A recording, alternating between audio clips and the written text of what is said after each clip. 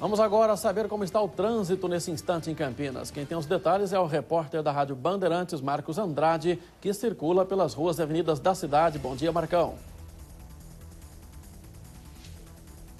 Jornal, na sua tela você vê imagens da Sincamp e João Jorge com as Salles de Oliveira. E por enquanto o motorista não encontra problemas nesse trecho. Na Engenheira Antônio Francisco de Paula Souza, o motorista vai encontrar um grande fluxo de veículos no sentido centro, que fica mais lento na chegada aos semáforos. No sentido Valinhos, um ponto com o tráfego mais intenso é na altura da Frederico Ozanam. Pela Frederico Ozanam, no sentido Parque Prado, o motorista encontra a formação de fila no semáforo com a Paula Souza e mesma situação para quem está na Jorge Tibriçá e também na Francisco de Ângeles. No sentido Swift dessas duas avenidas, o motorista vai precisar reduzir a velocidade na chegada ao balão da Sanasa. Pela Francisco de Ângeles, no sentido Tuna, um trânsito mais carregado com formação de fila na chegada ao Washington Luiz. Nesse trecho da Washington Luiz, o motorista vai encontrar um grande fluxo de veículos com formação de fila no cruzamento com a Ângelo Simões. Cena. Ok, obrigado, Marcos Andrade. Agora vamos conferir a situação das rodovias que servem a nossa região. Temos imagens ao vivo do sistema Anhanguera Bandeirantes. Aí é o quilômetro 109 da rodovia Anhanguera, situação tranquila para o condutor. Chegada à capital paulista pela rodovia dos Bandeirantes também, o quadro é de normalidade. Você verifica aí os carros desenvolvendo uma velocidade compatível com a estrada neste horário. 103 da rodovia dos Bandeirantes, mais tranquila ainda a situação para o condutor que se dirige entre a capital e o interior neste momento. Já a chegada à capital paulista pela rodovia dos Bandeirantes, esse é o quilômetro 13, já é um pouco mais complicada. O condutor enfrenta dificuldade na aproximação a São Paulo. Reflexo de trânsito lá nas marginais. Aí na Anhanguera também você vê que a situação é complicada, tem lentidão na chegada à capital paulista, tanto pela Anhanguera quanto pela rodovia dos Bandeirantes. Portanto, nesse instante não há uma opção melhor. Aí em Jundiaí, o quilômetro 47 da rodovia dos Bandeirantes, situação tranquila também para o motorista. Agora vamos dar uma olhadinha nas imagens da concessionária Rota das Bandeiras. Você vê aí o corredor Dom Pedro próximo ao trevo com a via Anhanguera. O trânsito é bom e a visibilidade é considerada excelente também em toda a malha viária regional. Você verifica que os condutores neste trecho também desenvolvem boa velocidade sem maiores problemas. Daqui a pouco a gente mostra para você outra panorâmica das rodovias que servem a nossa região. Temos agora as manchetes dos jornais de hoje. Metro Campinas. A administração opta por verticalizar Campinas. Correio Popular. Posse remove barragens e garante água para 10 dias. Folha de São Paulo. Dilma suspende programa de governo após impasse. E o Estado de São Paulo. Ex-diretor se cala e CPI da Petrobras vira palanque eleitoral.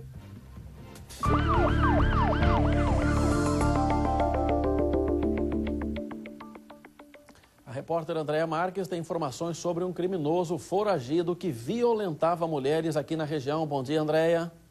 Bom dia, Sena. A polícia procura o homem conhecido como o maníaco da parede. Marcelo Ferreira dos Santos, de 34 anos, é acusado de ter violentado pelo menos 4 mulheres na região.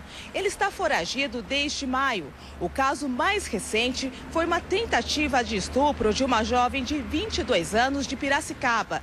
Ele abordou a estudante, mas ela conseguiu escapar ilesa.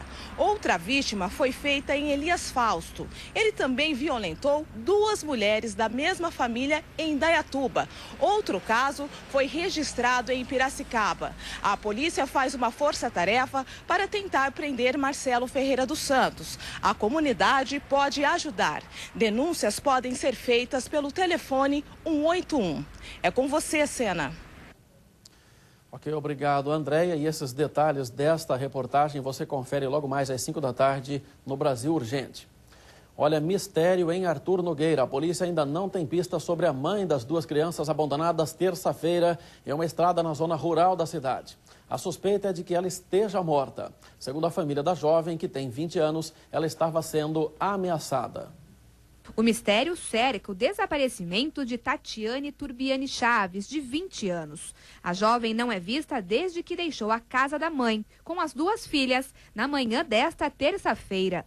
Na ocasião, ela disse que iria ao escritório de um advogado em Mogi Guaçu para tratar de um processo de pensão alimentícia contra o ex-companheiro. Por volta de 8h40 da manhã, ela tentou fazer uma ligação para a mãe, só que a mãe estava tomando banho e não atendeu. Depois disso, quando a mãe percebeu a ligação no telefone dela, que foi retornar, o telefone já estava na caixa postal, já não atendia mais. As 2 filhas da moça foram encontradas horas mais tarde, abandonadas em uma estrada de terra na zona rural da cidade vizinha de Arthur Nogueira. A mais velha, de 1 ano e meio, caminhou até um sítio, onde conseguiu ajuda. E a caçula, de apenas 4 meses, estava deitada na terra e foi resgatada por guardas municipais. A avó das meninas reconheceu as netas pela televisão e procurou a polícia.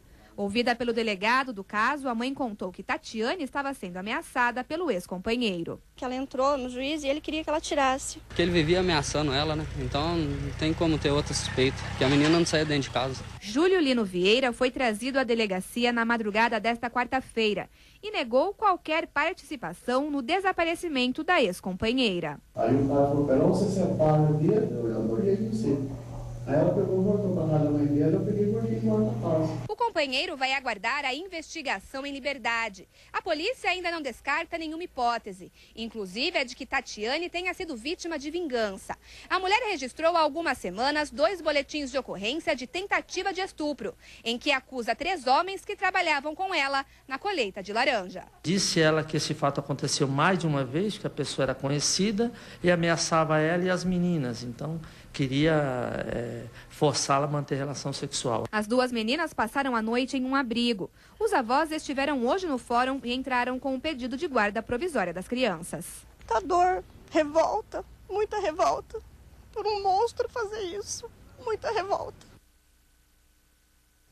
Agora a polícia tem que montar esse quebra-cabeças para compor o mosaico aí meio complicado, existe muito mistério. O detido aí, como um dos suspeitos, na verdade tem um bom álibi, que ele estava em outra cidade, né, com testemunhas, no momento em que a mulher teria desaparecido. Então a polícia tem aí bastante trabalho para identificar o que de fato aconteceu. Em Cosmópolis, os policiais já identificaram pelo menos um suspeito de matar o empresário Márcio Antônio Dias. O homem estava desaparecido há uma semana. O corpo dele foi encontrado por investigadores em um poço na zona rural da cidade. Essas imagens mostram a dificuldade que os bombeiros de Paulínia tiveram para resgatar o corpo de Márcio Antônio Dias.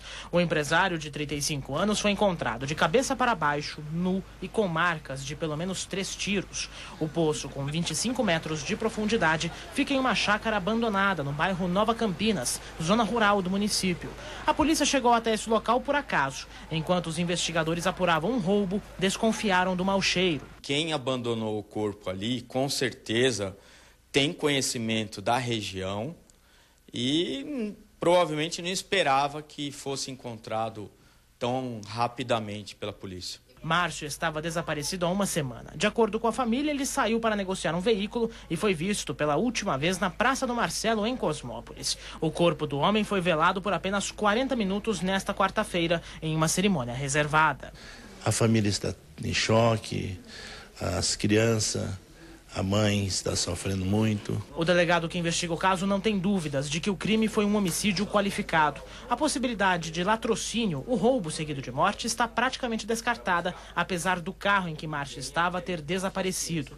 Esta moto, que vale R$30 mil, foi encontrada na casa de outro homem, que disse à polícia que estava apenas guardando o veículo a pedido do empresário. Ele foi preso por receptação, já que a motocicleta é roubada e estava com as placas adulteradas. Não aparenta ter relação com o homicídio. Márcio já teve uma loja em Cosmópolis. O estabelecimento fechou, mas as dívidas permaneceram. Por isso, nenhuma hipótese está descartada. A polícia já tem um suspeito do crime. O nome nem a relação dele com Márcio foram divulgados para não atrapalhar as investigações. O delegado vai pedir a prisão temporária dessa pessoa por 30 dias para auxiliar no esclarecimento do caso. Agora é dar sequência, ficar com a dor, com a lembrança, com a saudade. Olha, você vai ver em instantes, em visita a Campinas, presidente Dilma Rousseff diz a empresários que não muda direitos trabalhistas nem que a vaca tussa. Daí.